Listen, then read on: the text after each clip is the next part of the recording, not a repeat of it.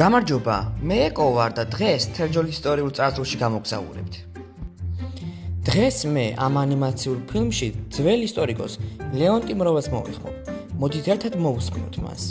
ქალაქ თერჯოლა, როგორც ადმინისტრაციული ცენტრი, დაახლოებით 60 წლის ისტორიას ითვლის. მისი სახელწოდება სავარაუდოდ სიტყვა თუთასგან ჟოლა მომდინარეობს. თერჯოლის ტერიტორია დასახლებული იყო ჯერ კიდევ ქვის ხანაში, რაც დადასტურებულია საკაჟიასა და საგვარჯილეს გამოქვაბულებში აღმოჩენილი არქეოლოგიური მასალებით. ანტიკურ პერიოდში, ძველი წელთაღრიცხვის მესამე საუკუნიდან ახალი წელთაღრიცხვის მეოთხე საუკუნის ჩათვლით, თერჯოლის ტერიტორიაზე უკვე განვითარებული იყო ვაჯრობა და ხელოსნობა. განსაკუთრებულ როლს ასრულებდნენ ქალაქები ჩხარი და ჩიხორი, რომლებიც ისტორიული კოლხეთისა და შემდეგ ეგრის ლაზიკის სამეფოს მნიშვნელოვანი ცენტრები იყვნენ. ჩხარი მდებარეობდა აბრეშუმის გზაზე და იმდენად ცნობილი იყო, რომ მთელი მხარე ჩხარის ქვეყანად იწოდებოდა.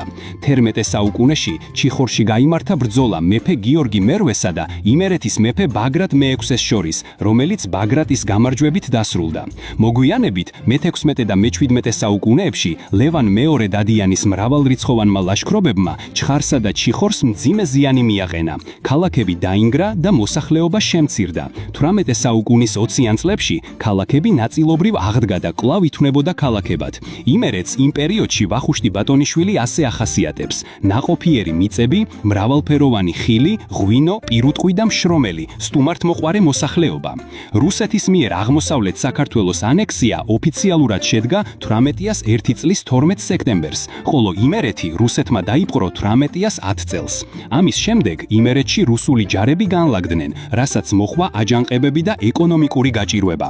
1820 წელს ჩხარი ერთ-ერთი აჯანყების კერად იქცა, რის გამოც რუსმა ჯარისკაცებმა ქალაქი გადაწვეს. ფრანგი მოგზაური გამბა 10 წელს ჩასულ ჩხარში მხოლოდ 100 ხის სახლსა და 40-მდე დუქანს აღწერს. მე-19 საუკუნის მეორე ნახევრამდე ჩხარი ოლქის ცენტრი იყო, თუმცა მოგვიანებით შორაპნის მაზრაში მოექცა. 1886 წელს რაიონში 38,000 მცხოვრები და 35 სოფელი შედიოდა. 1929 წელს რაიონების ახალი მოწყობისას ჩხარი კვლავ რაიონულ ცენტრად იქცა, ხოლო 1950-ის 5 სექტემბერს რაიონული ცენტრი თერჯოლაში გადაიტანეს და შესაბამისად რაიონს თერჯოლის რაიონი ეწოდა. დღეს თერჯოლის მუნიციპალიტეტი შედგება ერთი ქალაქისა და 45 სოფლისგან, რომლებიც გაერთიანებულია 19 ადმინისტრაციულ ერთეულში. ბატონო ლევონტი, კიდევ ხომ ვერ გაიხსენებდით რაიმეს, მაგალითად სკანდის ციხის შესახებ.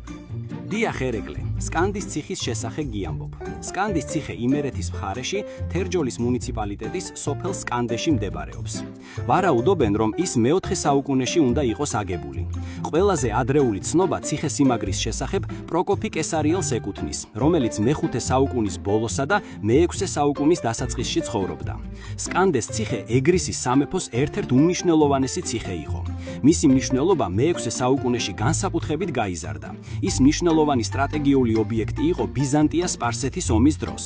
საქართველოს გაერთიანების შემდეგ სკანდეს ციხემ თავისი განსაკუთრებული როლი დაკარგა, თუმცა როგორც ციხესიმაგრე კვლავ დანაგრძობდა არსებობას. ციხესიმაგრე მიწასთან გაუსწორებიათ თემურლენგის ურდოებს. შემდეგ კი ის საქართველოს მეფეს ალექსანდრე დიდს აღუდგენია. მე-15 საუკუნიდან ის კვლავ მნიშვნელოვან ადგილს იკავებს. აქ შენდება სამეფო სასახლე და სკანდე ბაგრატ მე-6 საზაფხულო რეზიდენცია ხდება. მე-18 საუკუნემდე სკანდეს ციხე იმერეთის საიმედო დასაკრდენს წარმოადგენდა. აქ გაატარა სიცოცხლის ბოლო წლები როსტომ ხანთან დამარცხებულმა კახეთის მეფე თეიმურას პირველმა. მე-18 საუკუნეში ციხე დაცარიელდა. 1830-იან წლებში კი დიუბუა დე მონპერეს ცნობით შემორჩენილი იყო მხოლოდ ერთი კოშკი ეკლესიითურთ და ქვის სასახლის ნაშთები. დღესდღეობით სკანდეს ციხე ნანგრევების სახითაა შემორჩენილი. ციხე სამმხრივ მიუვალია, მისასვლელი მხოლოდ სოფლის მხრიდან აქვს. ციხე კომპლექსს 7000 კვადრატული მეტრის ფართობი უჭირავს. დღეს შემორჩენილია ცენტრალური ნაგებობის აღმოსავლეთი კედელი და მის შიგნით სვეტებიანი თაღი. ამ ნაგებობას სამხრეთით უკავშირდება ზღუდე, რომლის საძირკველი ჩანს მხოლოდ ერთ ნაწილში. იგი უნდა გრძელდებოდეს ჩრდილო-დასავლეთის კოშკამდე, საიდანაც გვირაბი იწყება. ციხის ცენტრალური ნაგებობა და მის შიგნით დაცული თაღები ნაგებია თლილი ქვით. ერთ-ერთი თაღის თლილ ქვაზე 5 ტრიქონიანი ქართული წარწერა ყოფილა, რომელიც ამჟამად აღარ იკითხება. მადლობა ბატონო ლეონტი, ძალიან საინტერესო იყო. ჩვენ კი შევხვდებით შემდეგ სერიაში. დროებით!